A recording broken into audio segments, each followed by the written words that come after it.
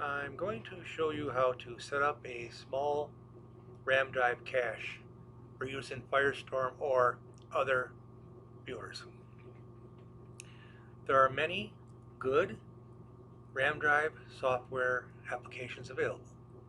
The one I prefer is called IMDisk, I-M-D-I-S-K, IMDisk Toolkit. It does many wonderful things, and it's the one I choose. Not only because it's free, but because it's very good.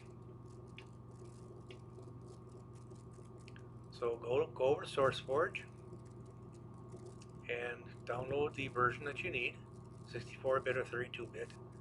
Most likely 64-bit, because if you're playing with a RAM drive, you've got 4 gigs or more of RAM in a 64-bit operating system.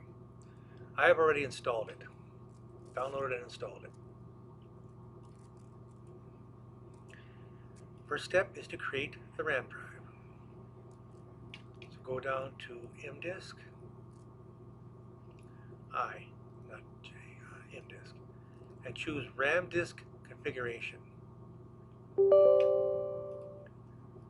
Now you need to do a little bit of thinking.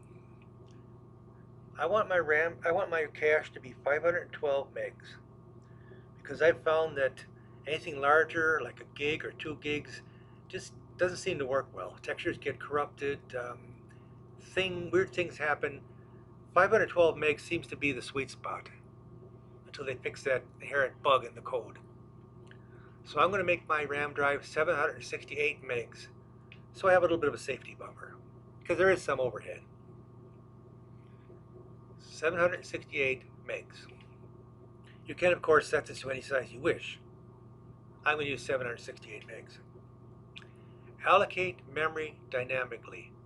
Now, if you check this, then you will lose free RAM as the RAM drive fills. You will gain it back as the RAM drive empties. That sounds very good. That probably is the best way to do it.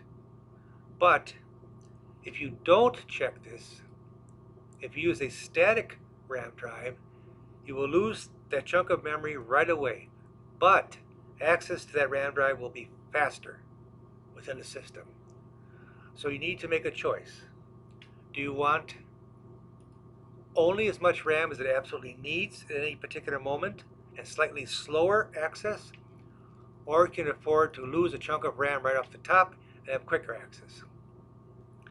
I have 8 gigs of RAM now, thanks to Sarah, and in my opinion, losing 768 megs of it off the top is such a trivial loss. I'm willing to lose it.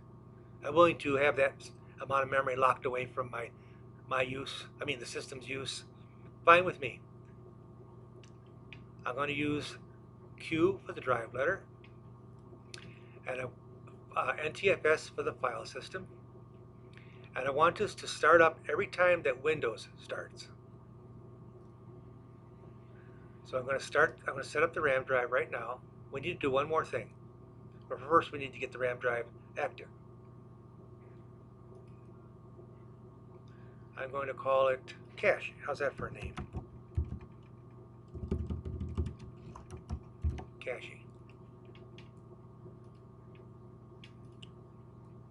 Okay, I now have a small, how big is it? That's a rather personal question. 751 megs. See, I set it for 768. I only get 751 free. That's why I went larger. So now I have a small RAM drive that has plenty of room for 512 meg cache. We need to do one more thing though. When IMDisk was installed, a right-click menu option was added called Save Disk Contents as Image File. I'm going to do that now. I'm going to save the RAM drive as it is, as an image file, over in my work partition, DD. And I'll call it cache.img. I am now imaging the RAM drive as an actual file on the disk.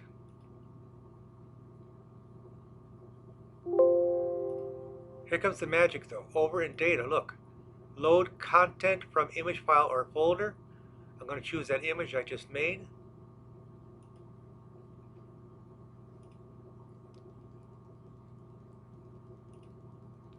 Let me add right now, if you set up like a 4 gig RAM drive or a 6 gig RAM drive, this file takes a long time to be created, but the principle is the same.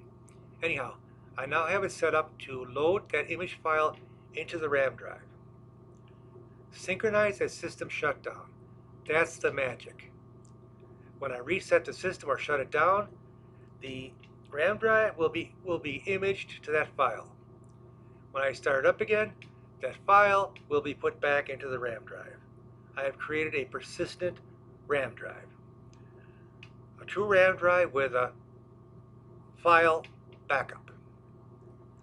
That will slow down the system slightly, of course, because it has to create this file on shutdown. It has to copy things out of this file on power up. So that was that's the payoff. That's the trade-off. Slightly slower startup, slightly slower shutdown in exchange for a persistent RAM drive.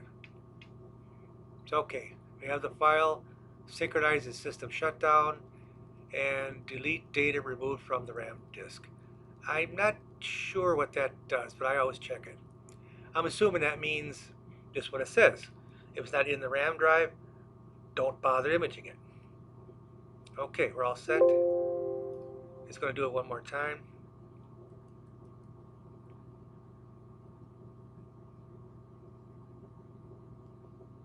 It takes a second. See, it's there we go. We now have a persistent RAM disk. Let's use it for Firestorm. Let's load up Firestorm. While this is loading, let me add, doing this RAM drive thing will significantly speed up Firestorm if you're on a physical hard drive. If you're on SSD, it may speed up Firestorm a bit. I do not know. SSDs are very fast. But even if you do have an SSD, I would still say do this. Because why write on the SSD if you don't have to? Why write hundreds of files per minute, as the cache work does its magic? Why do that when you can just do a simple single write, one file on shutdown? That's my opinion anyway. Set up a little RAM drive. That way you only have that one image written once per shutdown instead of thousands of little bitty files every minute as Firestorm plays with the cache. Viewer preferences. I'm going to go to Network and Files, Directories. Set up a 512 meg cache. And the cache location is going to be this PC Q. And say OK. And close it. And nothing happened yet because you have to run Firestorm one more time. Watch now. Watch what happens in Q. Zooming it in. There. Zoom. There's the cache files. Firestorm is now using that little Q as its cache.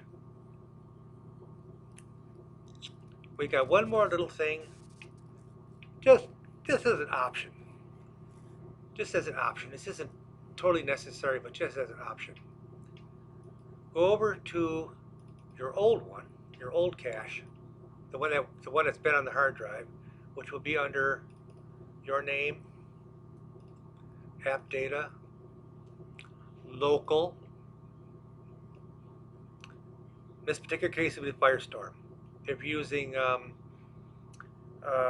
Singularity, it'd probably be called Singularity or something like that. I'm going to take the files that were there and just put those over here too. There's room. There. I'm just going to move the old cache data into the new cache area. May as well. No harm done. There we go. We're all set up. Firestorm will now be noticeably faster. That's pretty much the end of the video. If you have any questions, just IM me in World.